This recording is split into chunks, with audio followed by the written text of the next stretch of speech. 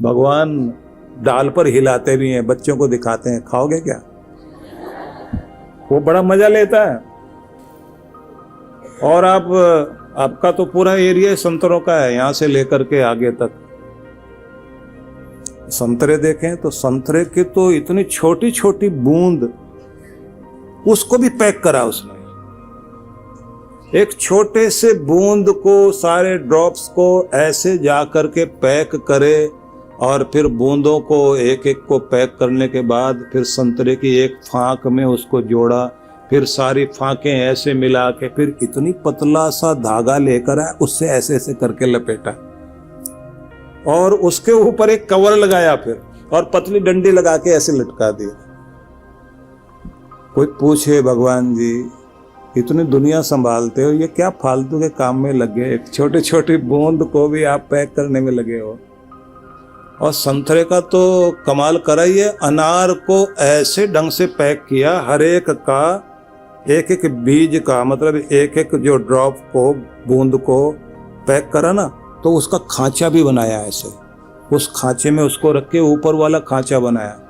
एक अच्छा इंजीनियर था, वो कह रहा था कि अगर एक इंसान को कहा जाए कि तू और बात तो छोड़, बना पाएगा नहीं बना पाएगा वो तो छोड़, इनको दोबारा निकालने के बाद उसी खांचे में फिट करके दिखा।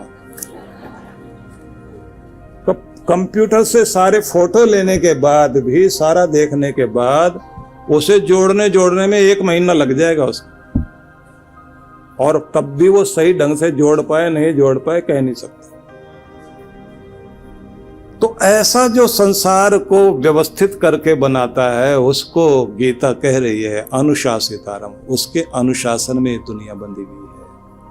और कमाल तो ये है, इतनी अलग पहचान देता है इंसान को, एक इंसान से दूसरे इंसान को बिल्कुल अद्भुत बनाया, अलग बनाया भगवान। क्योंकि आप सबको बहुत प्यार करता है, तो किसी की शक्ल किसी से नहीं मिलती, किसी के हाथ की रेखाएं दूसरे से नहीं मिलती, फिंगरप्रिंट्स जो है आपके किसी के भी किसी से नहीं मिलते। इस दुनिया में 760 करोड़ लोग रहते हैं, 760 करोड़ लोगों के हाथ की लकीरें अलग अलग हैं।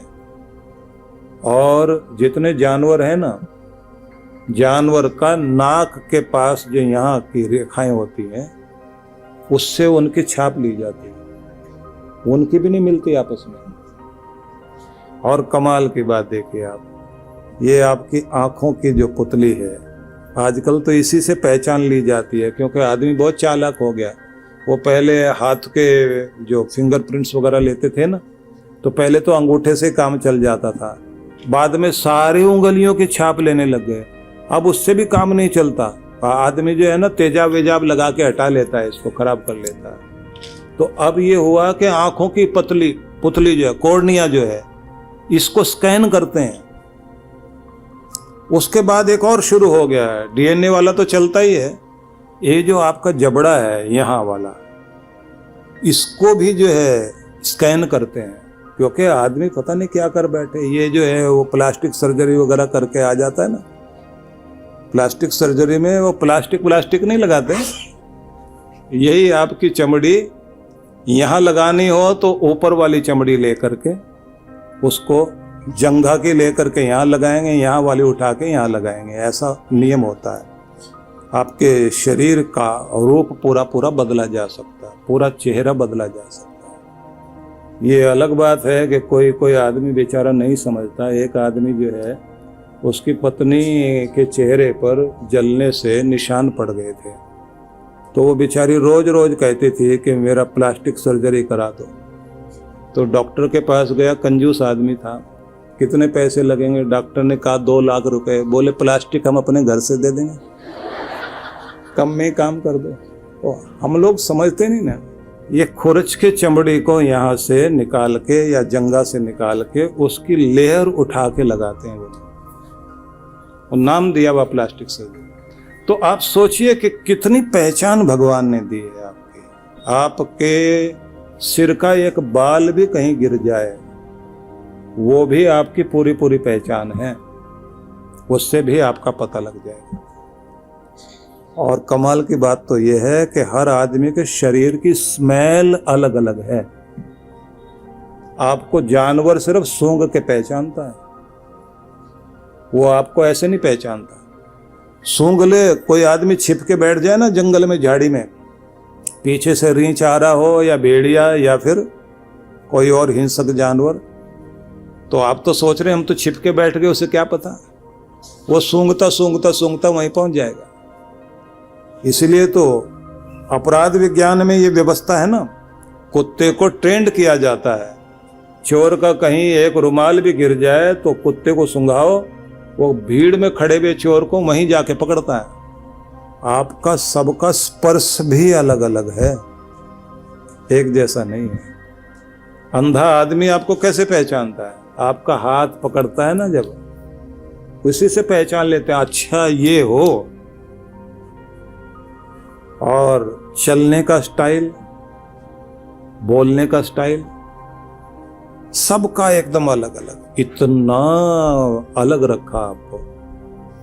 तो ये समझिए भगवान कितना प्यार करते हैं आपको इतना अनुपम, अनोखा, सबसे अलग बनाया, अलग पहचान दे। लेकिन क्या चाहते हैं भगवान कि अपनी पहचान अलग ही बनाओ इस दुनिया में। कुछ ऐसा करके जाओ कि तुम भीड़ का हिस्सा ना बनो, पूरी दुनिया तुम्हें याद कर सके। कुछ ऐसा करके जाओ। और ये तब संभव है जब आप अपने जीवन को कहीं ना कहीं व्यवस्थित करने की कोशिश करें। देखिए, दौड़ने से पहले किधर दौड़ना, क्यों दौड़ना, किस लिए दौड़ना, ये जानना जरूरी होता है। कोई भी कर्म कर रहे हो, उसे करने से पहले व्यवस्था बनाओ। दूसरी बात, आप सबको अपना भाग्य जगाना भी आना चाहिए। भाग्य जगाने के लिए ये जरूरी है कि आपको कोई भी काम करते हैं उसकी पूरी जानकारी होनी चाहिए। ट्रेनिंग जरूर लें।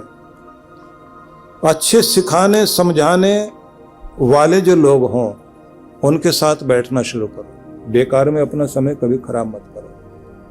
जितने कीमती आदमियों के साथ बैठोगे उतने ही कीमती बन जाओगे, और बेकार के आदमियों के साथ बैठोगे तो बेकार ही रह जाओगे।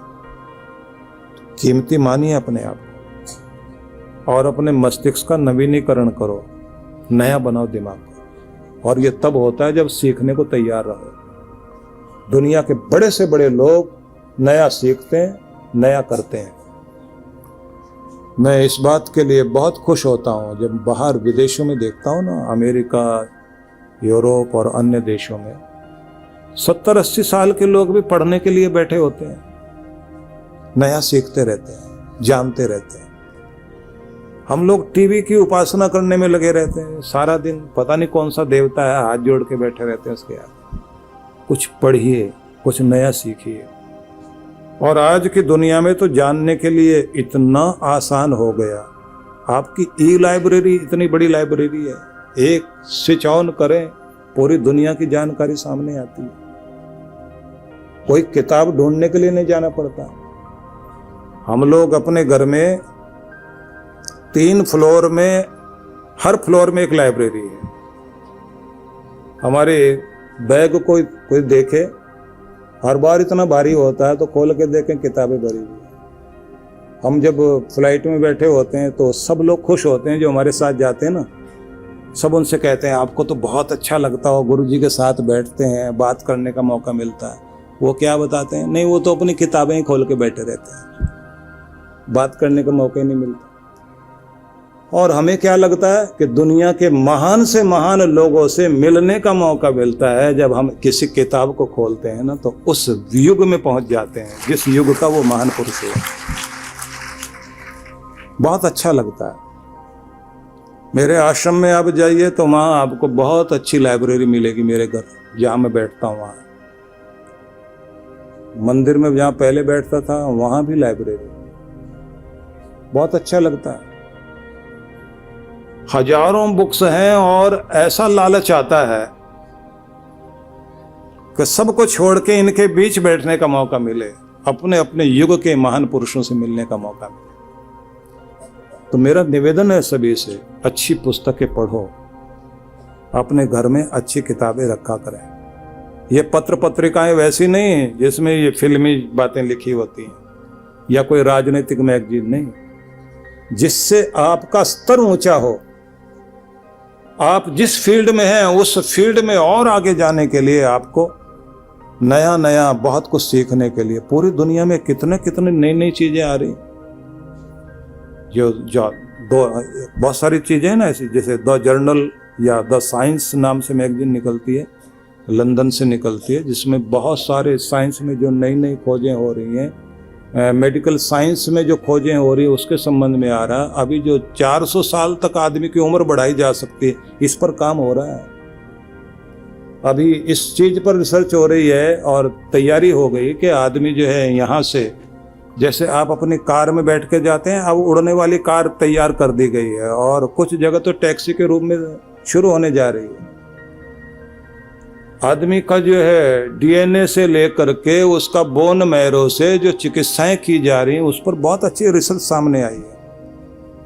बोन मैरो से आपका जो कैंसर का इलाज तो हो ही रहा, घुटनों के दर्द का इलाज शुरू हो गया। बोन मैरो जो आपके 10% तो दाढ़ में होता है, आपके जो कमर की हड्डी होती है ना बड़ी वाली, उसमें से ये पंचर करके लेते हैं। नई नई रिसर्च, ये तो साधारण जानकारी है, लेकिन आपको जो मैं कहना चाहता हूं, आध्यात्मिक रूप से भी आपको बहुत कुछ जानना चाहिए। तो कुछ बातें कहूंगा जो ध्यान से सुनिए। एक, अच्छी प्रार्थनाएं आपके पास होनी चाहिए, जीवंत प्रार्थना, दमदार प्रार्थनाएं। कैसी? एक प्रार्थना सुनिए आप, जिसमें भक्त कहता है, प्रभु मैं नहीं कहता कि मेरी जिंदगी का रास्ता तू आसान बना, मेरी प्रार्थना तो ये है जिंदगी के टेढ़े मेढ़े मार्ग पर भी मुझे आसानी से चलना आ जाए, बस वो शक्ति दे तो मुझे।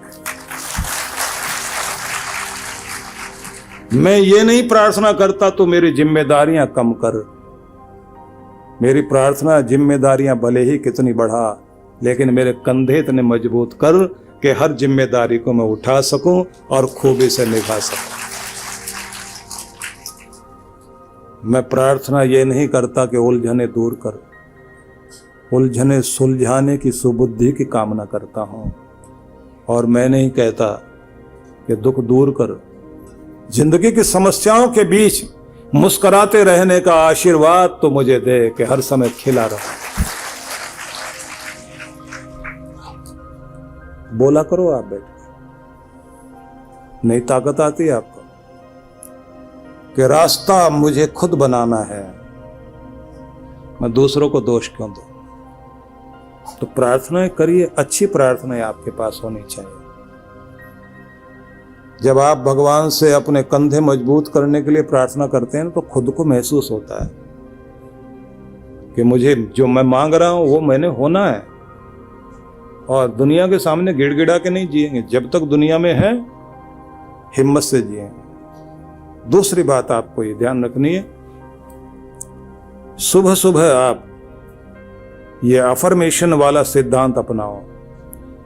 पहले मैं लिखो, उसके आगे dot dot dot dot dot हूं, बीच में भरना है आपको। मैं क्या हूं? सौभाग्यशाली, मैं कर्मठ इंसान, मैं कर्म योगी हूं, मैं नियम में चलने वाला आदमी हूं, मैं समय का पालन करता हूं, मैं जिंदगी की कीमत समझता हूं, मैं इस दुनिया में प्रेम का मसीहा हूं, मैं शांति बांटने के लिए दुनिया में हूं, मैं चारों तरफ फूल खिलाता हूं, कांटे बिखेरने का काम नहीं करता।